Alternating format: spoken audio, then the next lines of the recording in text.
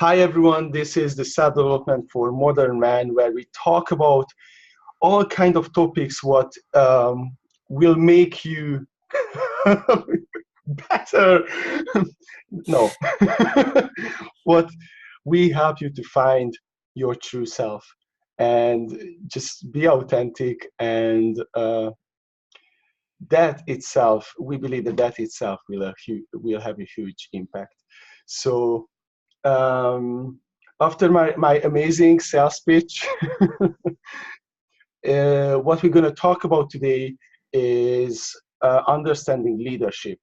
And the reason that we're going to talk about this, because I think that people understand leadership as something that you do with a team or do with a community. And that's definitely a part of it, but I believe that leadership starts on a personal level. And if you someone who is a leader, either you have a team, you leading a community, you are a coach, a trainer, a change worker, a CEO, then this is for you.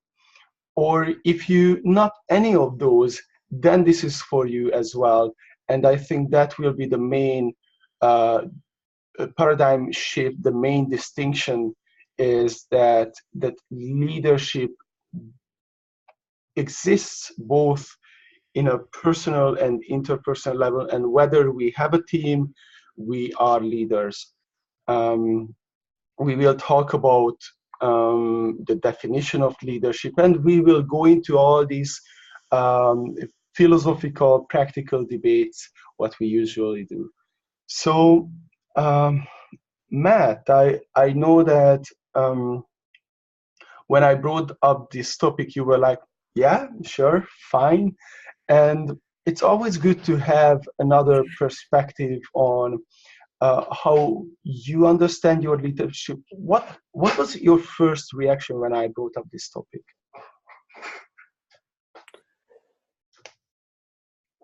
Well, I knew what you were getting at with this, and I knew, and I understood where you're coming from and what sort of take you want to put on leadership. So it was all good. But I think for me, leadership is such a broad term, and I think it's one of those terms that's banded around a lot in the self-development world. And a lot of people like the sound of it. You know, I'm a leadership coach. I help people become better leaders and all this sort of stuff. And it's all well and good, but I think it doesn't often speak to the heart of somebody, unless you are, a CEO or something. It's one of those sort of kind of catch-all terms that I think needs to be uncovered and needs to be looked at in a deeper way. That what do we mean by leadership? Hi, John. Nice to join us. We've just started. We're just talking about our take on leadership, basically, right now. I'll mute myself because there's some background noise. Yeah, there's a TV on. Can you do something about it? I've asked her, but she won't turn it off, so I have to mute myself. Okay. So, yeah. So leadership, it can be on a macro scale, it can be on a micro scale. I think what we're looking at initially, perhaps, is it on a personal scale. What is being a good leader in our lives? How do we take own? And and I think you could transcribe the word ownership over leadership, perhaps. That we're taking ownership of our lives. We are standing at the cause of our life, not the effect of our life. And I think that's, for me, what good leader, what being a leader in your life is. It's taking full responsibility. It's saying that I am going to be the problem and the solution for everything that happens to me. I think when we take that ownership, you're looking a bit confused there, Victor. Yeah. I love that sentence, and I didn't understand. Okay, so what I mean by that is, if I go, I said I'm the problem and I'm the solution in my life. Okay. Okay. So if I go through life thinking that other people are the problem, that's a great excuse. I can live my life feeling like, well, everyone else is a dickhead and I'm perfect and there's nothing wrong. If whatever happens to me, I put myself in the role of problem, and then I can solve that problem, because I've got that power every time to move forward from that problem. So that's kind of how I look at leadership now in my own life. It's and I suppose the too long didn't read version of all that is just taking responsibility for yourself and your actions. Yeah, exactly. And I think that's where we can um, one, like, connect the two words together. So like to the two words. So people who understand leadership as a thing, as like a skill that I am a CEO, or a community leader, and and everyone else, because just by understanding the principle underneath what you've been referring to take personal responsibility, it applies to everyone. Yeah, just listening to John. Well, yeah, absolutely, yeah, and I mean that is a good point. I mean, there is a definition of leadership, which is leading people, and you are the front, and you are the leader of a team, you are the leader of your family, you are the leader of your friendship group. But I think good leadership starts internally always as well. Wherever you're going to get to that point, whoever you're going to be leading eventually, it has to come that the leadership starts within you. John, do you have anything to add at this point? No, right now I'll talk in a bit, Matt, once the background noise is gone. Put your hand up then, yeah. Okay. Yeah, so to kind of make it more personal and tangible, recently I'm going through with two of my clients similar dynamics, and the dynamics is, hey,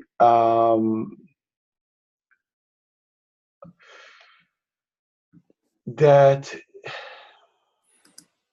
it's like one breakthrough in our coaching relationship, in order to I'm backing off more, so not as much coaching on people, but hey, like giving more and more space. And for them is like, hey, actually I want to take this personal responsibility. I want to take this self-reliance, this self-responsibility, this self-leadership in my life, which is beautiful. As you said, like, we are the problems and solutions in our life. So what we tend to do is that, say, I don't have time. For example, I don't have time. It's not like I choose to do this, or I choose to do that, or I choose to not to do this. We say, I don't have time. What we do, we give away our power. or things like, of like, I need something, instead of I want something, or I do something, or we say that we have to go to work, not that we choose to go to work. So we give away our power, and we don't take personal responsibility for our choices. So leadership in the core level is to don't give away, or it's a practice of taking the power back to ourselves, if that makes sense. Sure. Yeah, I mean, sorry, I lost my train of thought then.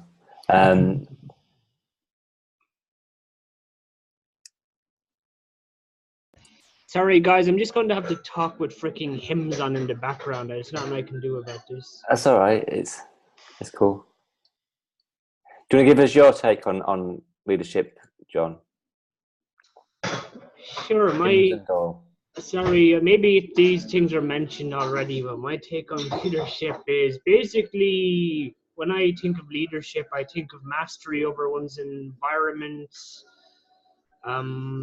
the ability, to understand yourself, others, and also mastery over one particular skill. I just boil leadership down to really those four things, and then you can go more advanced on those four things, I guess. Well, the discussion of those four things, I guess. Can I ask you what you mean by mastery? Well, okay, maybe mastery is the wrong word, but at least, an understanding. What do you mean? I just want to know what you mean by it. Instruct others or guide others on a skill. However, I think the only way really you're going to have such understanding of a skill that you can lead others in it is that you do have a good understanding of yourself, your environment, and what makes other people tick. Yeah absolutely. And I think again, going back to it, and that seems to be the theme, that it's understanding yourself first. That seems to be the first part of the chain, of good leadership is leading yourself. I mean, John Maxwell, he considered like probably the number one authority on leadership. I mean, at least amongst, right? And he said that leadership is influence, nothing else, nothing more. Leadership is influence. And if you think about it, the very first second we wake up in the morning, we start influencing our environment by who we are, how we dress, how we communicate, the words we say, our body language, or just our mere being influences the environment. So then it goes from influence to communication, interpersonal skills, to personal growth, who you are. So that's the kind of chain I made up, or kind of like started to see, is that all of these leadership qualities is all about how we communicate with each other, like how you communicate with a team, how you communicate, what is the relationship, and what is the relationship with yourself, essentially. Comes back to that. And that's why a lot of coaches, like you can bring the same coaching skills, apply it to someone, and that person will become a better leader in their life.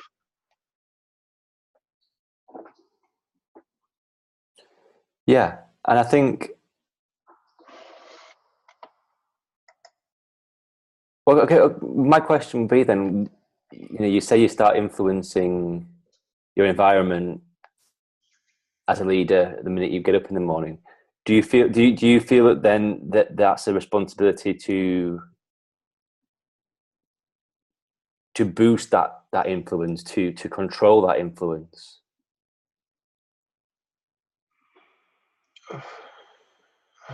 Responsibility. So you mean to become a better leader, a better influencer, if we're talking from this point of view? Yeah. What I mean is that a description or a prescription? The reason I'm babbling around, because it's like it doesn't compute, because I'm agreeing and disagreeing at the same time. Instead of saying that I would need to become a better influencer, it's more about the quality of influencing. It's more about what we communicate, because we influence anyway. So it's not like having more influence, you know, like it's more about what we communicate. I mean, communication is influence, right? Whether we like it or not, we influence. Now, what we communicate is a different thing. So an example is a poor kind of influence, if I want to say, is when people try to make someone do something, or make someone be someone. Like you try to make your partner to go to the gym, or make your partner to do the dishes, or make your partner to, I don't know, be kinder, or make your partner lose weight, right? Now, in my opinion, that approach never really works, or when it works, it damages both parties. It damages the relationship. Now, what works though is to start listening and caring about the other person, start understanding, accepting them, and by that, once you feel understood, you want to understand the other person. I recently I was listening a video, or watching a video in London Real by Chris Voss, and he's what's that? A kidnap negotiator, or a hostage negotiator. Right. So the risk there is really, really high, and it's really intense. And what he says, what he does is that he makes sure that the other person feels understood. So if there is someone who takes hostages, what this person wants, those people usually want attention. So he makes sure that the hostage keeper, I don't know how you call it, understands that his voice is heard, right? That he achieved that he's being heard. Right. And once he feels that, he will be opened for new ideas. The guards will go down. And that's how, what he says, there is no difference between negotiating, not like in the court, there is no difference between negotiating with a hostage keeper, or in business, or with your spouse, because like the core workings are the same. We all make decisions according our feelings, and if those feelings not met, if those needs not met, if there is if someone argues with it, we just close down, right? But if we feel understood, if those needs are met, we open up. And that's how everyone works. So that's about influence, communication, leadership. And it goes the same with sales, goes the same with relationship, goes the same if you have a team. It's understanding how we human beings work. I know that you guys like this sentence. I'm not necessarily talking about the 3 principles here. I don't know if that slots in, because we like to slot in everywhere. But it's like the communication part, what I'm talking about.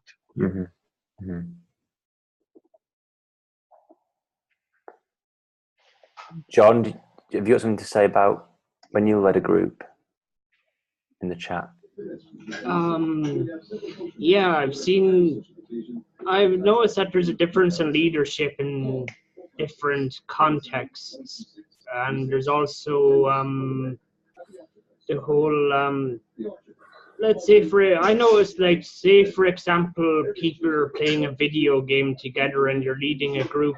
People don't like people who are very serious when it comes to, like, the military type precision and leadership.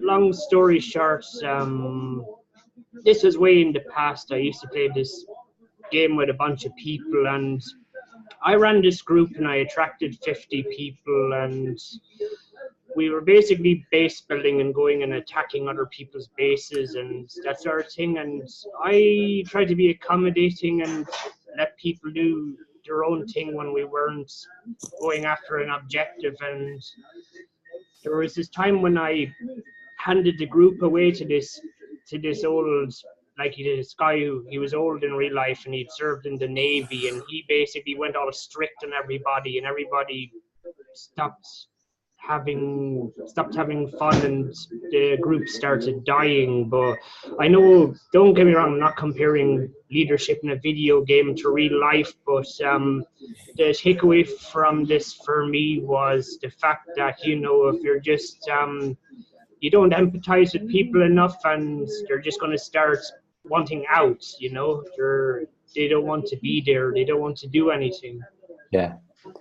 I think that's a good point, though, isn't it? That good leadership is about knowing what is required in that moment. It's not about being all gung-ho and having everyone do what you want them to do, or even telling people what to do, or even influencing people always from the front. It's about knowing your audience. It's about knowing your environment. It's about understanding what needs to happen next. And I think a leader is still, you know, somebody who is taking orders from somebody else and choosing in that moment not to fight against that person and to accept what's going on in that moment for the good of the group, say. That's still leadership. The guy shouting the orders and not having anyone listen isn't leadership, even though it might look like it to the outside world. And I think that goes back to what you were saying, Victor, about influence. I can have more influence by sitting back and be quiet and allowing a calm environment to proceed around me than to be shouting at the front and have no one listening to me. And I think it's about that. It's about knowing what is required in each moment that is true leadership. You know, it's that idea of, you know, sometimes you have to be a wolf, sometimes you have to be a sheep. That's beautiful. That's beautifully said from both of you, really, because I mean,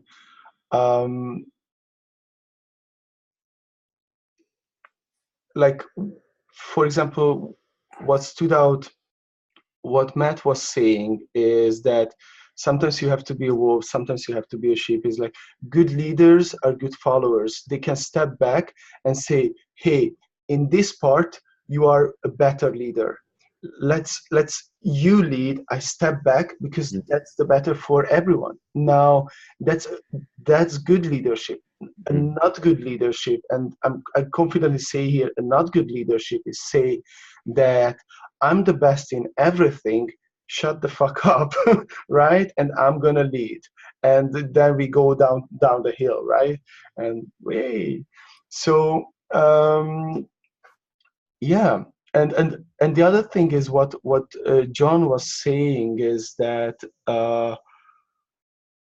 is what stood out to me is that the guy who had the military background, I mean, that's leadership too. There are different leadership styles, and one works in one environment, as Matt said, one works in another.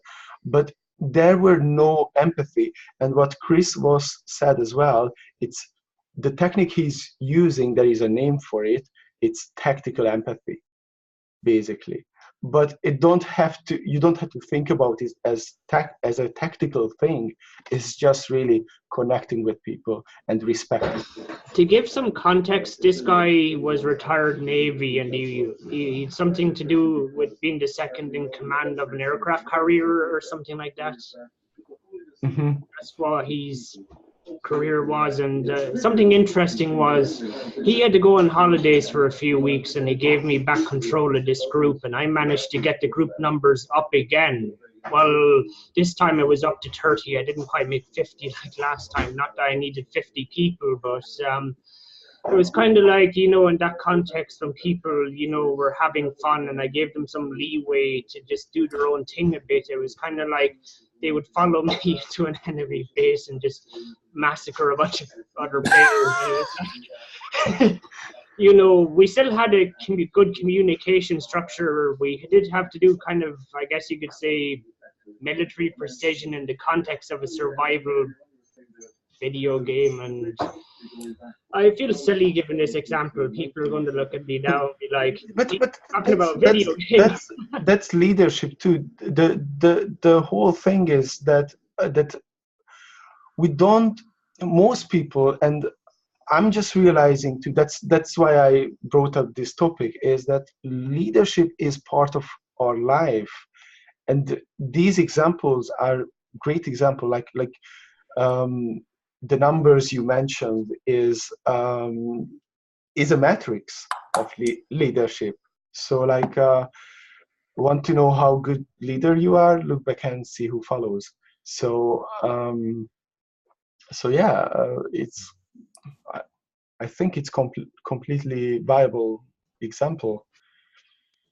I don't know if age comes into it, but this guy was he was obviously in his 50s or 60s, and he had to retire from the Navy early or something because of a heart issue. And it was kind of interesting, really, how much of an effect an environment can have on how people perceive other people, a leader, and the situation, I thought.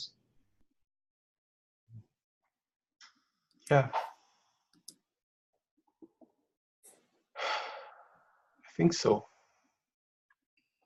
I mean, how people can relate to a leader. I mean, it's basically rapport there. But again, in a military situation, it's quite a different context, right? It's quite a different leadership style than. Yeah.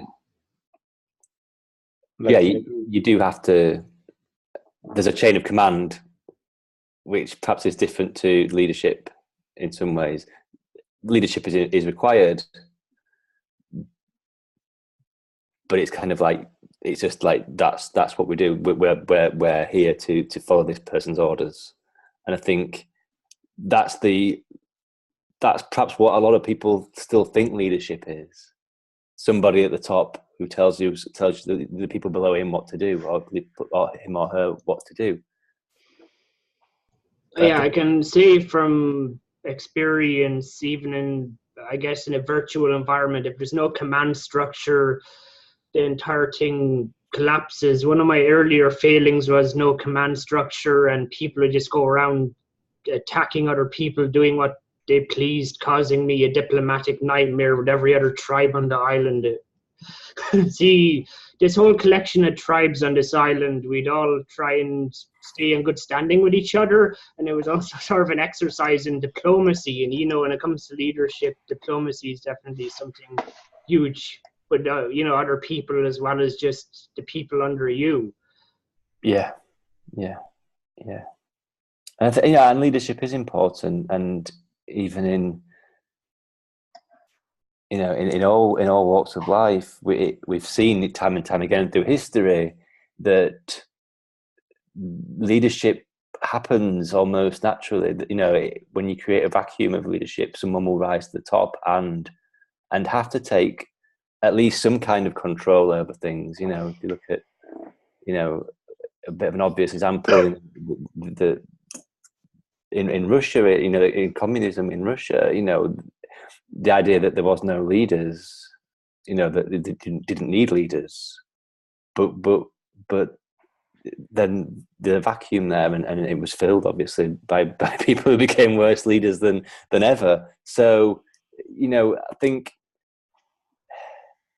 what am I saying here? That leadership is important, and it always needs to be in place, but it doesn't necessarily need to have that. The person who leads in modern world, I think, if we're talking about, organizations and things like that, they have the leadership skills that are required now, I think, are vastly different to how they were maybe 30, 40 years ago, where it was very much just what I say goes, and what I am the boss, I am the top of the pyramid, and everyone below me follows my orders. And I think now it's very much needs to be a leadership from below, pushing everybody else up. That's the leadership that works now.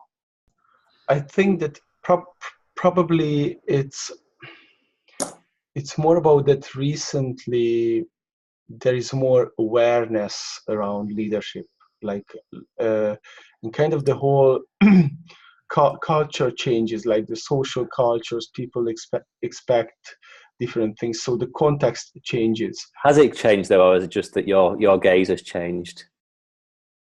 Your reality has changed because of what you've surrounded yourself with. But do you think that actually the nature of leadership has changed? No, I mean that's it. What I want to say, that the law of, there are laws in leadership. So what John Maxwell in the 21 irrefutable laws of leadership collected together are laws of leadership, what cannot be affected by time, culture, gender,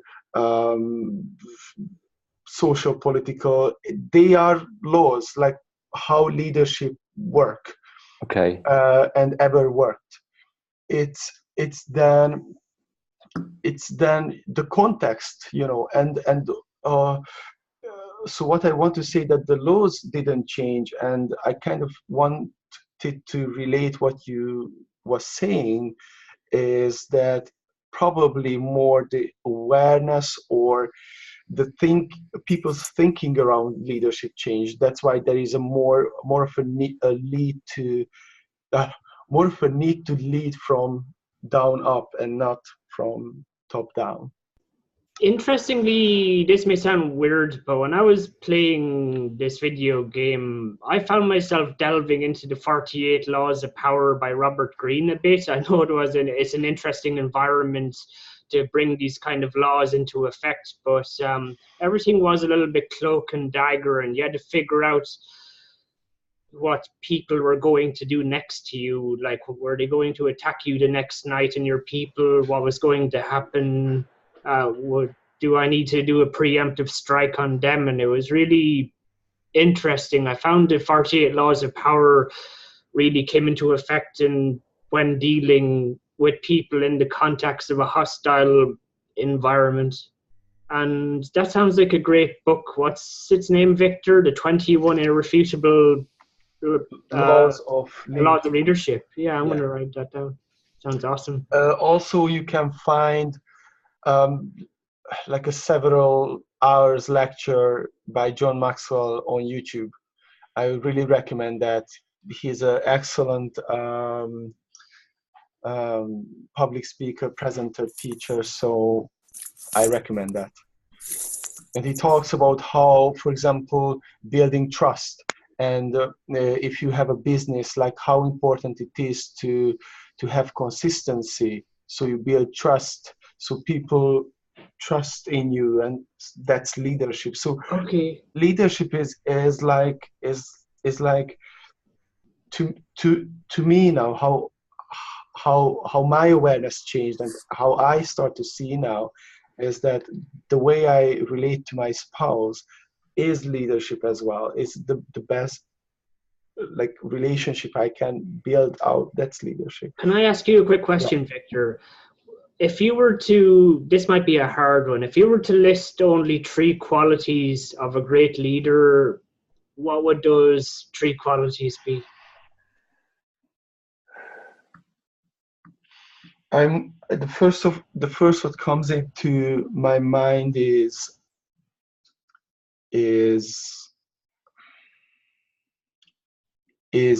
empathy.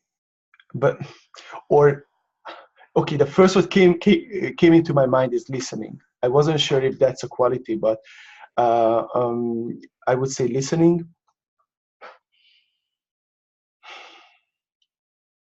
I would say, I don't know, what comes into my mind is is listening, understanding, which is basically the same thing, and like consistency, like being there for people. So I think what true leaders do is that it's not about me, it's about them, and I'm serving here. I understand what you need, and I do my best to be there for you over and over and over again.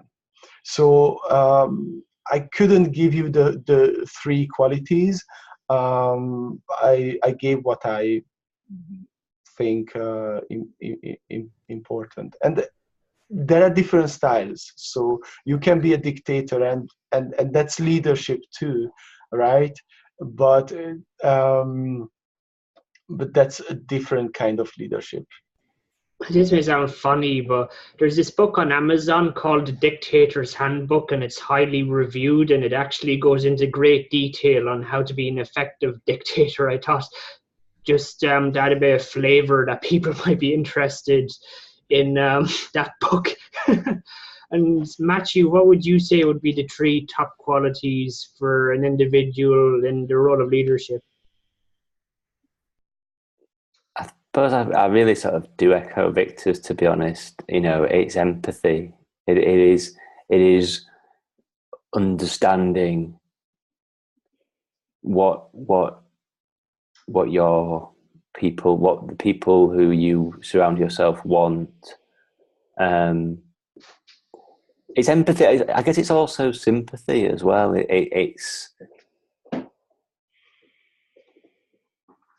It's feeling their pain. It's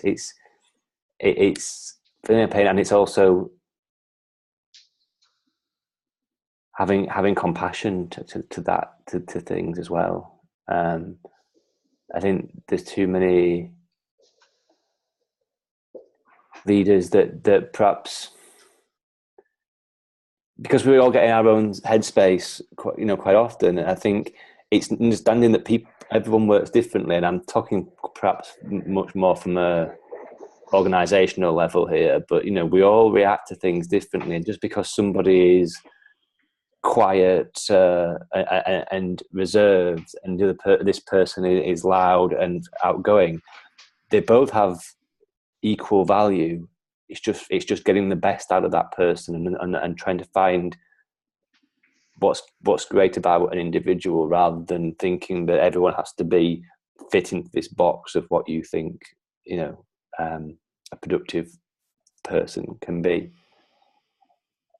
I think, going back to what I said at the very start, really, a good leader takes responsibility first and foremost, no matter what level or definition you want to put leader as. It's about saying, right, the buck stops at me. I will take responsibility for this. I will make sure that this is actioned, whatever that may be. I think that's, for me, is the number one for leadership. It's responsibility. I have also found that resource management comes into it in a big way, whether you be offline, online, it doesn't matter what you're doing. A leader has to either assign somebody to manage and allocate resources, or they have to do it themselves. Anybody who wants to go into the role of leadership should have some understanding of managing resources and a good grasp on how to make resources last over a long period of time and how to use them. But that goes back to skill, I suppose. Yeah, and I suppose, yes, that's important in some ways, but also I'm not sure that's a vital trait of a leader, because I would think so. If I can add my 2 cents, is that yeah, it is a skill, like something as a leader can learn or can outsource and lead that person who manages the outsource. But you mentioned it, John. Another thing what uh, is a quality, or quality of a great leader, is that great leaders create more leaders. And for a long time I didn't understand why coaches freaking talk about leadership all the time.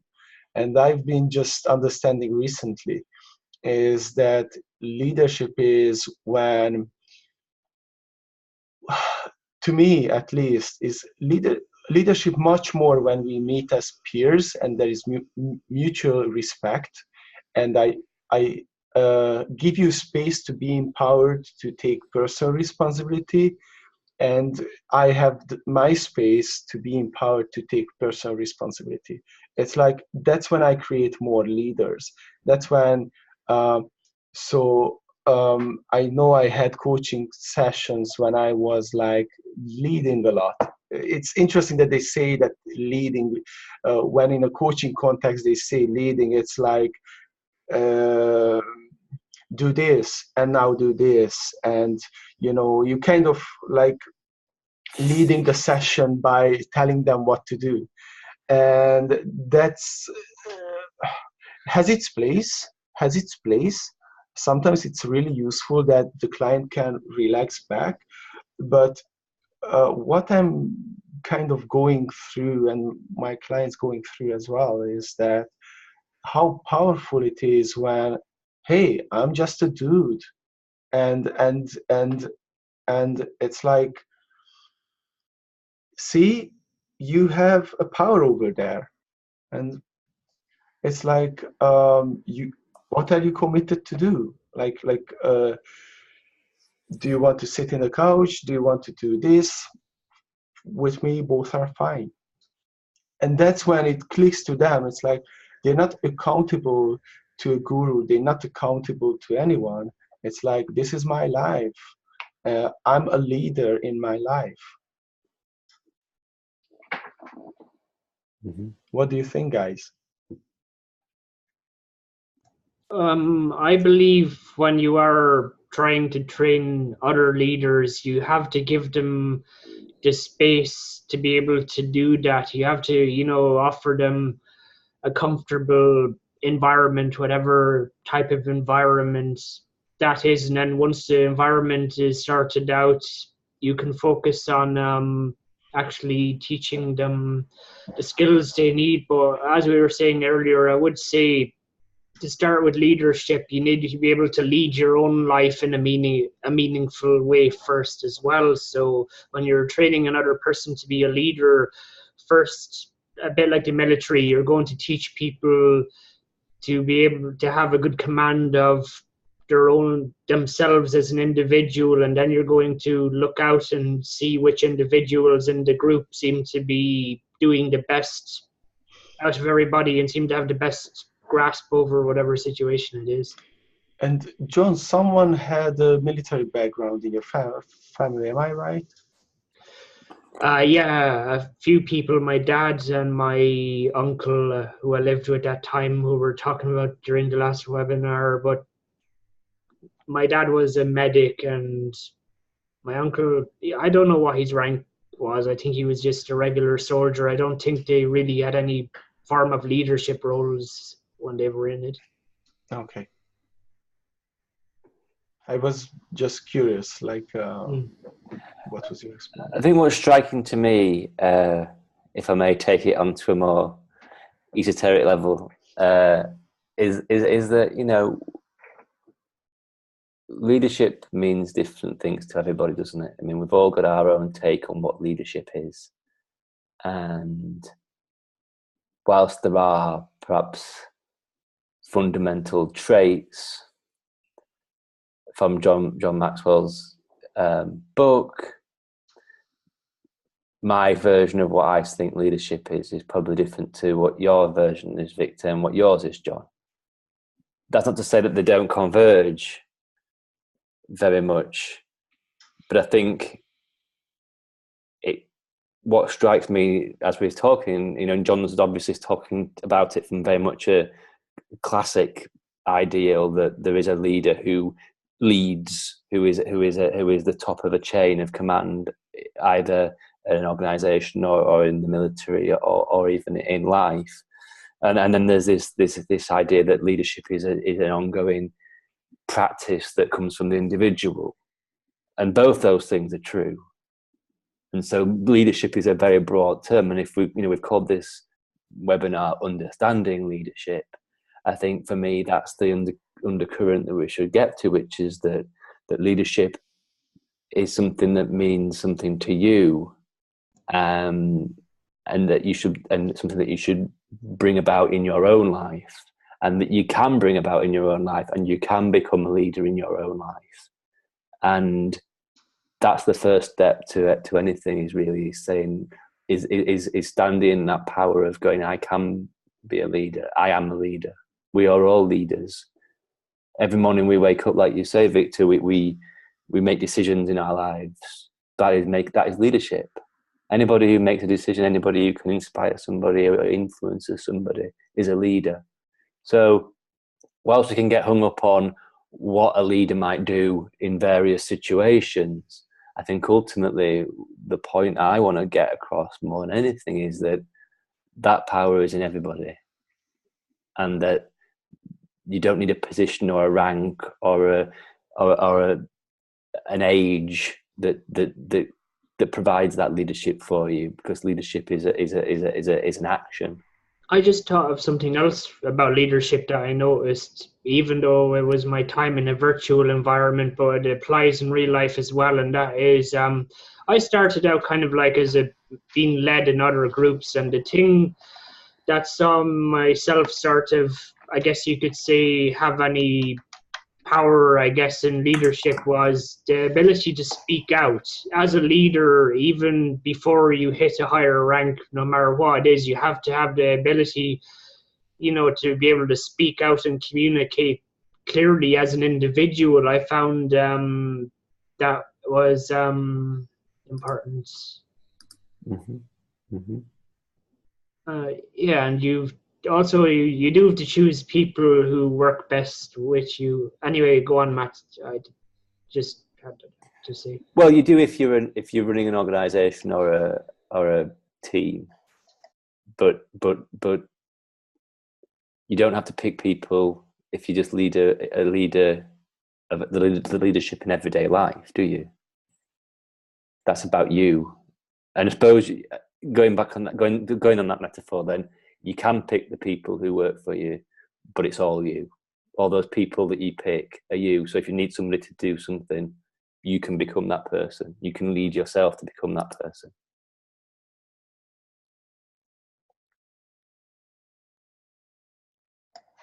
Okay. Okay, guys. This was the webinar on leadership, and thank you, everyone. Thank you, Matt. Thank you, John. I really loved how you, Matt, summarized the whole thing. I think it was really spot on, and I really like, John, how you brought in your own experiences. I think it doesn't matter if it's gaming or whatever other topics. Leadership is leadership, and it's great. I enjoyed. I learned a lot from you guys, and all the best. Thank you. See you later, guys. Bye-bye.